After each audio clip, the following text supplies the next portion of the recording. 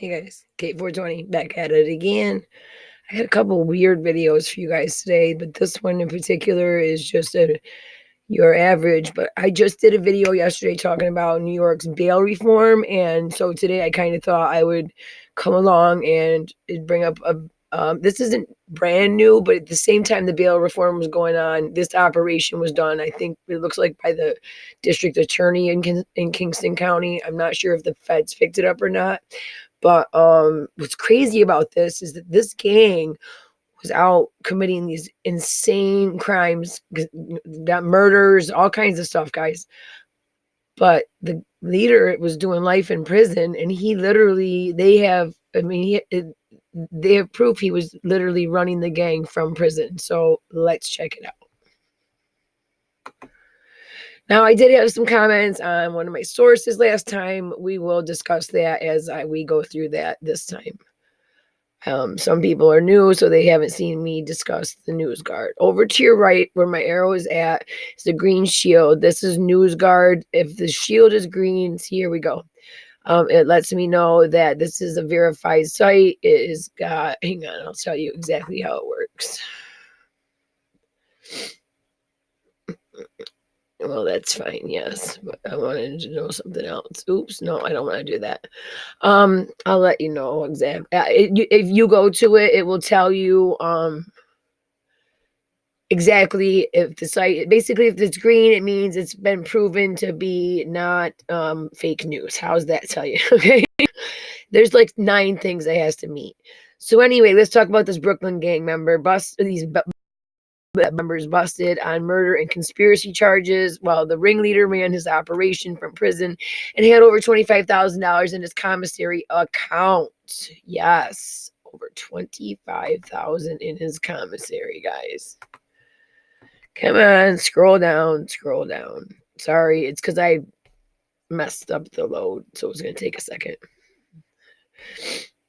And boy, I cannot kick this freaking cold.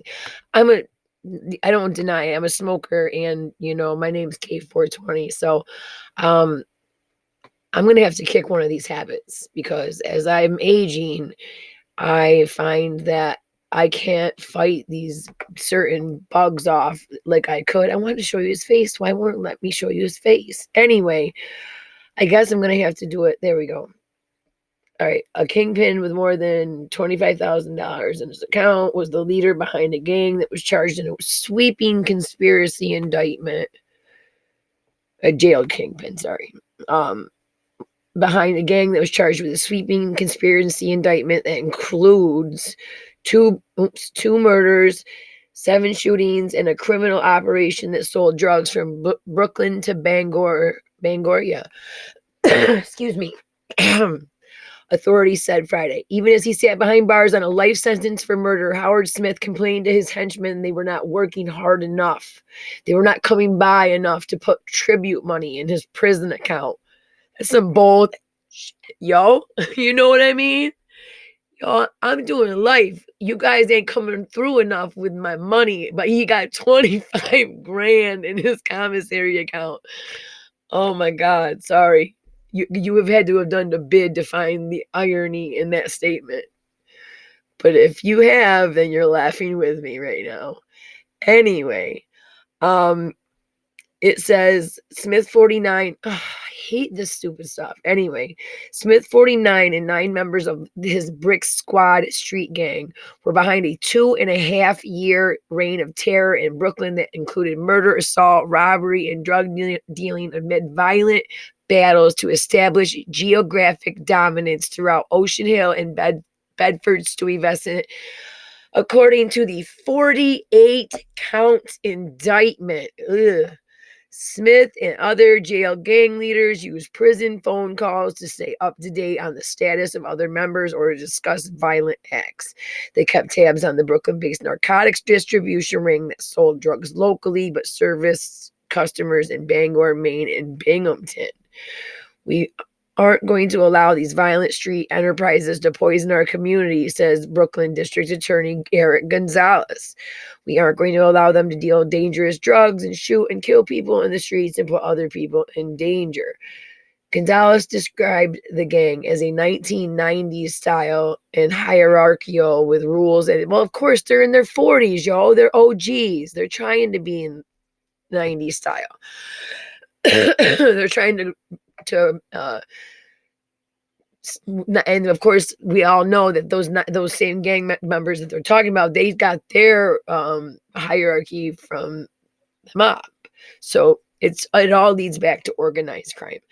Anyhow, for example, A-Rod. It had its own rules and its own unique language. For example, A-Rod means cocaine. And home invasion refers to dope. I don't know if I'd use one felony term in place for another. Not really smart. Anyhow, Cardi is the word for money, and ominously, duffel bag means dead body. All right. I mean, the other ones are obvious. Okay. The other ones you don't connect the word with a crime, except for home invasion referring to dope. Because as soon as if I'm a cop listening to a conversation and the word home invasion comes up, my ears just perk. What? What was that you said? And I'm listening because even though you do not talk, I don't know you're talking about dope. I still think you're talking about a crime. Hello? Anyhow, who came up with those words? Smith allegedly goes by the title of Godfather and was recorded by law enforcement during a phone call from prison that he was angry his workers were not working hard enough. Gonzalez said Smith had an astounding $25,751 sitting on his commissary account. Of that money, 10,000 came from the gang's illegal proceeds, a police source said. So my question is, how did this guy come into jail with 15 grand? And because normally when you commit a crime like he did and they take everything, they will take your last dollar and say it was involved in the felony. So especially when you had a murder and you got bodies involved, they're taking everything and you have restitution for life. You're not getting money in jail sent to you in jail like that until your restitution's paid off. So something's up here with the fact that maybe they were is in a county, maybe no, they was sentenced. He was doing life. So they was in a prison. I don't know. It's strange. Like if you know the rules of prison, then the only thing that I don't know is federal prison. So, but this doesn't sound like they were in feds. Gonzalez said anyway, 10,000 came from the gang. Getting a little raspy. All right. Another defendant who was also sitting in prison, Markel Pender, was named a leader in the organization. Prosecutors allege that Pender ordered defendant Kazir Farmer to shoot or kill Claudel Gary on April 18, 2018 on Hart Street after a year-long feud between the Gary family and the BrickSquad members in Bedford Stuyvesant. Pender's account had $12,587 in it. And I guarantee when I show you the lineup that they arrested of the 10, they ain't got $1 on their books. The ones that did all the crime to get all this money and show up and give and pay tribute to their OG, the Godfather, they ain't got nothing on their books. They couldn't get bail if they wanted to. They couldn't get a good lawyer, or they can't do anything because they don't have a dime. Top members of BrickSquad, Smith and Pender, sat at the top of what the crew referred as the Forbes list of the criminal food chain. Gonzalez said the investigation, which began March 2017, was spearheaded by NYPD's Violence Reduction Task Force. The defendants face up to 25 years in prison on top of conspiracy charges, and 5 defendants charged with murder face up to 25 years to life. Here's when they were doing the raids, I believe. Now, let's get to some of the actual cases that were involved in this indictment. Man, I knew this was going to happen. No matter how much cold medicine I took, I was going to end up sniffling through this darn video. I just don't wanna go a night without putting it out, guys. I know that I probably should have took a break, and one of you is going to tell me to, but I don't feel right, and I don't feel like I've done my job for the day because this is what I do right now. So this is the source I was talking about that someone gave me SHIT about yesterday, and as you can see again up in the right-hand corner, my shield is not green. The person that left the comment noticed that, also knows about NewsGuard, and said, look, you're using a biased website, and I am, and I will call that out. But I kind of thought I did call it out when I said, hey guys, I know this is law enforcement today, and it really leans on the law enforcement side of the story, so take it as it is, kind of thing. But they had a little bit of information in their story that wasn't in that, that was contextual that we really could use. And other than that, I look at it like take the message and leave the mess, okay? That's just how I look at it. New York arrests of violent gang members now tied to unsolved murders. This is the same, this is the same gang. In Bedford's to West, Brooklyn authorities have made recent arrests connected with 2 unsolved murders within the area that happened in 2017 and 2018. Overall, the past year in general hasn't been kind to the New York borough as far as murders are concerned. Data from the past year of a visual perspective would lead one to think Brooklyn was involved in some sort of competition with the Bronx as to which neighborhood could be more dangerous. Hopefully, the neighborhood will be safer with the recent arrest tied to the ongoing effort to crack down on gang-related violence plaguing the area. I'm going to attempt to play this. I can't promise you anything.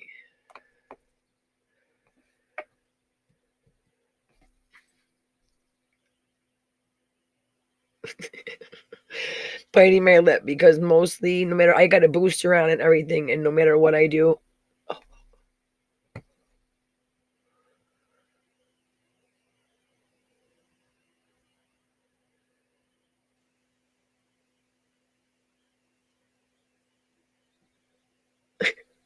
oh no, where'd I go?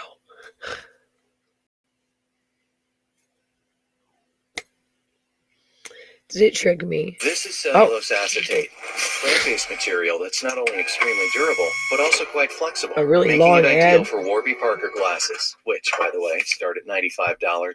I'm not gonna listen to it. So while that's getting ready to play, we'll just 22-year-old Stephen Cadu and 20-year-old Joshua Washington and fellow gang member John Fernandez back in 2017. Oh, I can't tell if it said killed the fellow mate, but we're gonna have to because my big fat face is over the story and I don't want to move or we'll lose the video. So here we go. Gangs, 10 gang members arrested for a variety of crimes, including 2 unsolved murders in Brooklyn. One of the victims, a gang member, his friends thought was a snitch. Another victim, a rival gang member. The police theory in all this: bust up the gangs and the murder rate will go down.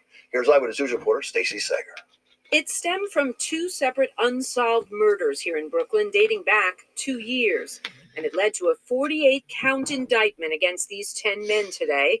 Look carefully at this surveillance video taken in Bed-Stuy. The killers appearing to lure their target, a rival gang member, here to Hart Street, and then shoot him. Authorities say the killer, Quasier Farmer, allegedly fired 4 times, and they say he committed the crime with help from Stephen Cadu and Markel Pender. These purported acts of violence were generally committed in crowded neighborhood streets. There. According to prosecutors, all of those charged members of a subset of the Bloods gang known as the BrickSquad. Unlike other street gangs, this one is organized, old school, with code words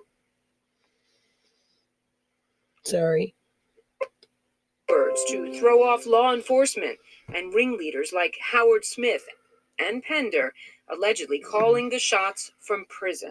I'm the Godfather, right? I'm the Godfather. And it is one of the most disturbing aspects of this case is that they're committing damage and they're harming our communities while they're still incarcerated.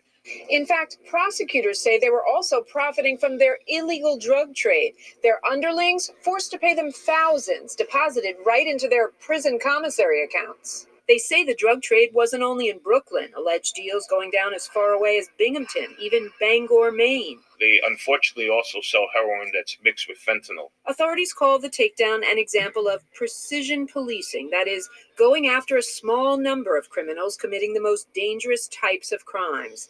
In this case, the most serious crime, murder, could now land half of them in prison for 25 years to life. Okay. That's why I came to this page today, okay? So that video there was not anywhere else, and therefore that's why I came here. And last but not least, I want to talk about the drug ring that she just mentioned, because this actually I think it's the Post, right? Yeah. Explains a little bit more about what they were just going into with the drug ring.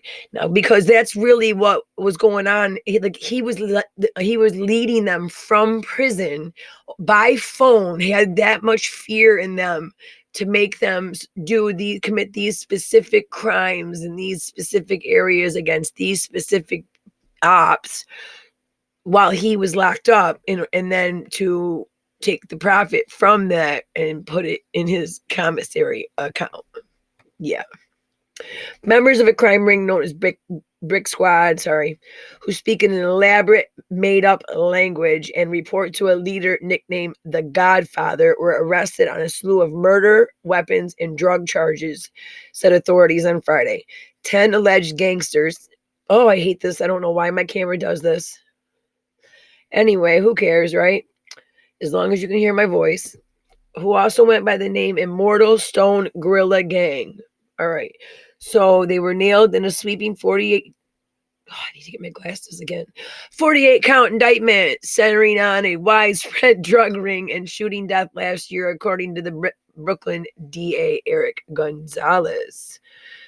We talked about that. We talked about Quasier and Steven and Markel Pender. Okay, other gang members allegedly sold marijuana, cocaine, and fentanyl-laced heroin. This is what I wanted to go into, what they were talking about. As far away as Bangor, Maine. Guys, Google fentanyl fentanyl-laced heroin overdoses in Maine in the last 2017, 2018, 2019, and it will blow your mind. This gang was behind many deaths that they will never be accountable for. So do I feel, first of all, you're letting a man from jail treat you like little puppets on a string. Here, you go here, and you go here, and you risk your life here, and I want your money when you're done here. And I just look at, like, that's an idiot in the first place. Second of all, then you're a person that doesn't care that what you're putting in the drugs you're selling could, if you don't know anything about it, could and will and has and will continue to kill the person that buys it from you. Anyway, to run scheme, gang members communicated via code they called ape music, using the word A-Rod, cocaine, hustler music for Harlem, home invasion for heroin. Again, you use the word home invasion for heroin. I have to think that somebody picked up on the word home invasion while you was having your normal conversation and went, huh? Wait a minute, I don't think they're talking about home invasion. Duh. Unlike many street gangs, ringleader Howard A.K. Smith, the Godfather, used the language to talk to the non-incarcerated gang members while in prison about plans to enact violent acts, according to authorities. Unlike many street gangs, which tend to be a loose connection of young men who are neighborhood friends, this one had a rigid hierarchy and a strict set of rules. The DA said at a press conference on Friday, this is a bona fide gang. These aren't just young men who hang out together and get into trouble together. Breaking rules carry severe consequences, from getting beat up to actually getting killed. One of the gang members was thought to be a snitch. I think he is dead. He's one of the murders that they're suspected of committing. The gang has an organizational chart of its hierarchy that is dubbed the Forbes list. It is also known as BrickSquad and a subset or a cave of the untouchable Gorilla Stone Nation, along with Bloods. 6 of the defendants were arraigned on Thursday and either remanded without bail or held on $500,000 bail. The others will be arraigned on Friday or Monday. The indictment also includes charges such as conspiracy to commit murder, sell narcotics, along with weapons possession. Gary was having a conversation in front of Mount Zion Pentecostal Church in Bed-Stuy when he was shot and killed, police say. The eldest of the 3 suspects arrested in connection to his death, Stephen Cadu, has been charged in connection with the slaying of a 17-year-old boy more than 2 years ago. The victim, John Fernandez, was shot in the neck and found dead in the Bainbridge Street in Bed-Stuy area, according to police, December 7th, 2017. Well, guys, what do I have to say about all this? Good riddance. Good riddance, goodbye, and I hope to forget I ever even did this video, because that's pretty much what the amount of time that most of them are going to spend in prison. They're going to be in there so long that you, me, and the rest of the world will forget they were ever alive. And that's all we can really hope for with people like that, because I'm sorry, I think the death penalty, I think that having to sit in prison and live every day for the rest of your rotten life is much worse than having a date to look forward to dying. If you like my video, hit the like button, subscribe if you're interested, please, because it always helps my channel, or just share the video. Share it. Just simply share the video. Or drop a comment down below. That any type of interaction will help my growth and eventually be able to do a little bit more than, I mean, it's YouTube, guys. It's not like we can count on this forever. That's why I have a BitChute channel. I'm going to get that into the description. Maybe not this one, but I'll get them into all of them soon. Enjoy your day.